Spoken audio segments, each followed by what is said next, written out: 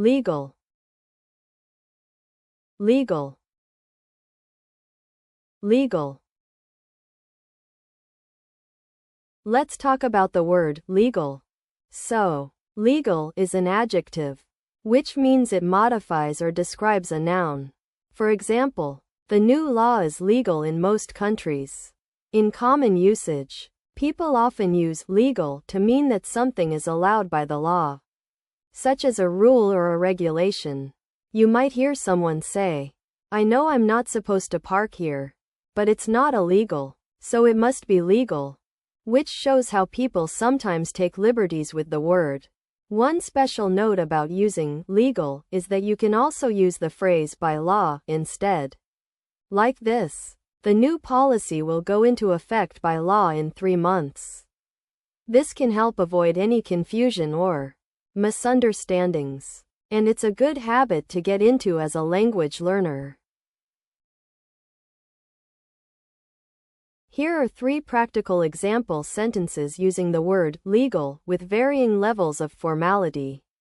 In a formal setting, such as a courtroom or a government office, you might say, "The judge declared that the suspect's rights were being respected in accordance with the law, ensuring that any subsequent proceedings would be legal and above reproach." This sentence showcases a formal usage where the word legal is used to convey a sense of adherence to established rules and regulations. The context is serious and official. In a casual conversation between friends or family members, you might say, "I know I borrowed your car without asking, but I promise it's all legal now. I've paid for the insurance and everything." This sentence demonstrates a casual usage where the word legal is used to reassure someone that a situation has been properly taken care of. The context is relaxed and informal. In a business or academic setting, such as a conference or a research paper, you might say, "Our company's new data protection policy ensures that all user information is stored in compliance with legal regulations, safeguarding our customers' rights." This sentence showcases a professional usage where the word legal is used to highlight adherence to established standards and guidelines. The context is formal and expert-like. So you want to know about something that refers to rules and guidelines that are officially recognized and enforced by the government or other authorities.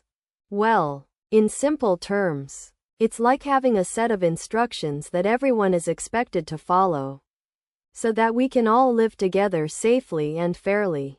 The main characteristic of this concept is that it provides a framework for people to know what is allowed and what is not, based on agreed upon principles and standards.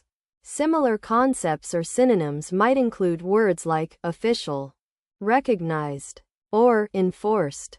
As for how it's used, think about things like traffic laws, contract agreements, or even rules in a game. They all have to do with following established guidelines so we can avoid conflicts and make sure everyone gets along. Legislation, legislation, legislation. Let's talk about the word legislation. The part of speech is noun, which means it refers to a person, place, thing, or idea. In common usage, legislation refers to laws and rules made by a government or other authority, such as a country, state, or organization. This can include acts, bills, decrees, regulations, and even international treaties that have the force of law. When we say legislation, we're usually talking about written laws that affect people's rights and duties, like tax laws, healthcare policies, or environmental protections. One special note is that legislation often involves a process of drafting, debating, and voting on proposals before they become official laws. So, when someone says the new legislation aims to reduce pollution, You know they're talking about specific laws designed to make a positive change. Let's imagine we're sitting in a coffee shop discussing various topics. And I'll provide you with some practical examples of using the word legislation. So, if someone asks me about the impact of new legislation on our daily lives, I might say, you know, the recent changes in employment legislation have actually helped employees get more paid vacation time, which is great for people like me who love taking breaks to travel and recharge. In this context, a casual conversation usage, we're talking about everyday life and how laws affect us personally. On the other hand, if I'm at a meeting discussing company policies, I might say, before we can move forward with our new project, we need to review and ensure compliance with all relevant environmental legislation. Here, business or academic usage takes over, as we're dealing with professional and technical details that require precision and expertise. Finally, in a more formal setting, like a parliamentary debate, I might say, the proposed legislation aims to address the long-standing issue of inadequate healthcare access for underserved communities by allocating additional funding and resources. In this context, formal usage shines through, as we're discussing serious public policy issues that require official language and tone. So, you're trying to get your head around what we'll call rules and laws that governments make for their citizens?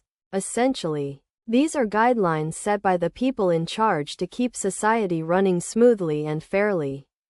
They can cover things like how the country should be governed, how taxes are collected, or what rights and freedoms everyone is entitled to.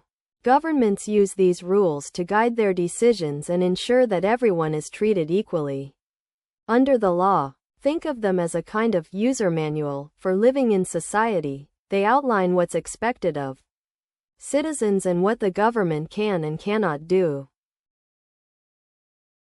Major. Major. Major. So, let's break down the word major. As a noun, major can refer to something that is important or significant. Like this exam is my major concern right now. Here, it means ma'an or chief. It can also refer to a person's main field of study in college or university, such as I'm studying computer science as my major. As an adjective, major can be used to describe something that is larger or more important than others. Like the major highway was closed due to the accident. Here, it means big or ma'an.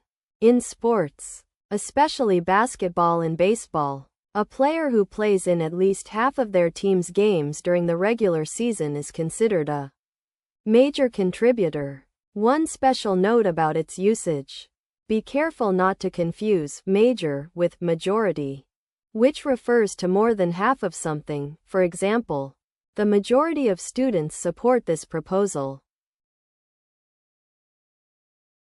In a job interview, the interviewer might say, "We're looking for someone with a major in computer science to fill our new software development position." This is an example of formal usage, where the word major refers to a specific academic degree.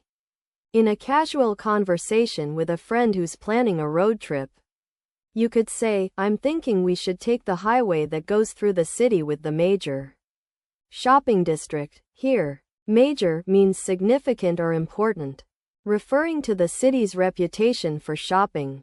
At a conference on environmental science, a speaker might mention the major contributor to global warming is greenhouse gas emissions from fossil fuels. In this example, major refers to a key or primary factor.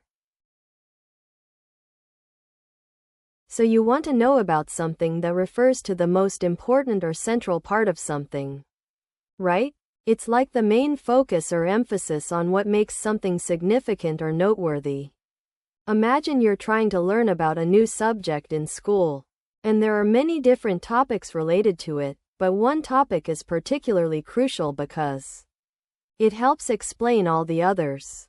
That's kind of like this concept. It also involves a significant amount of time or effort being devoted to it, making it stand out from other aspects. You might hear people talk about the heart or the core of something as related ideas, and it's used in different contexts, like education, business, or personal goals, to highlight what's truly essential.